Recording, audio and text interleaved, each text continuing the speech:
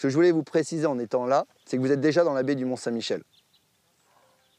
Vous êtes même plus précisément sur ce qu'on appelle l'estran. L'estran, c'est la zone intertidale. C'est tout ce qui est découvert et recouvert par la marée. Et aujourd'hui, on est dans une journée un peu particulière puisqu'on est dans une journée de très grande marée. Et ça veut dire que donc ce matin, à marée haute, ici, ça a été immergé. D'accord? À marée basse, dans maintenant à peu près 4 heures, ça sera à 15 km de vous.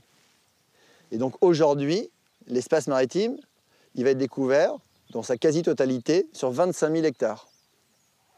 Et sur ces 25 000 hectares, vous avez 4 000 hectares de présalés, d'espace végétalisé. Donc je vous en parle et on y passe quelque part. Il faut que vous compreniez que toutes les plantes qui sont à vos pieds là sont tolérantes à une durée d'immersion dans l'eau salée. D'accord? Ce sont ces plantes qui donnent un goût particulier à ce qui est la référence pour un Français lorsqu'on lui parle d'un présalé à l'agneau. Ce qui intéresse un Français généralement, c'est ce qui a rapport à la bouffe. Donc vous parlez d'un présalé à un Français, généralement il y voit un carré, une côtelette, un gigot, point final.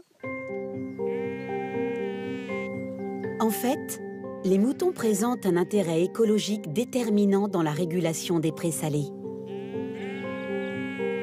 En broutant Puccinelli, salicorne et autres plantes halophiles, ils régulent la présence des herbus sur la baie du Mont-Saint-Michel.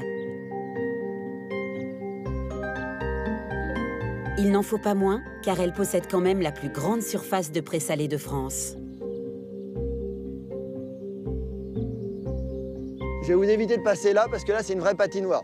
Et passez plutôt là, dans la végétation. Et écoutez-moi, quand vous allez arriver un peu plus loin, au niveau du déplacement, ne pas crier, pas paniquer, d'accord? Vous allez vous enfoncer, mais il n'y a rien de grave. Ça y est, on y est. Ça y est. Ma pédicure. Elle n'a pas dit des conneries, ça glisse vraiment.